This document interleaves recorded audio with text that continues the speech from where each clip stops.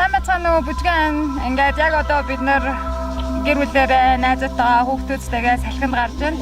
Тэгээд энийг ашиглаад та бүхэндээ салхинд гарахдаа хүүхдүүдтэйгээ хэрхэн цагаа үр бүтээлтэй хөгжилтэй өнгөрөх талаар мөн өнгөрөхөөр аврах том хөөсөн бөмбөлөг хийх талаар бийж байгаа хүргэж байна. Энэ хөөсөн бөмбөлгийг хийхэд нэгдүгээрт ус, хоёрдугаарт энэ шингэн аяг тавг угаагч, гуравдугаарт гэлцрийн гэж байдаг байгаа. Энэ Монголд байдаг баг. Тэгээд дөрөвдүгээрт энэ цардуул. Энэ дөрвөн бүтээгдэхүүнийг ашиглаад хэрхэн аврах том хөөсөн бөмбөлөг хийх талаар та бүхэндээ танилцуулъя. Их уусамлаа найруулъя. Үүний тулд нэгдүгээрт хэмжээтэй сав аваад 6 аяг усаа саванда хийх хэрэгтэй байгаа.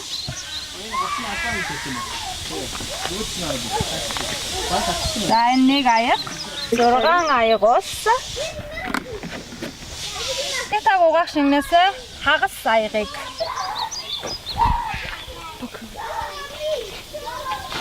за цардуулнаасаа 4/1 аягны хэмжээтэй авч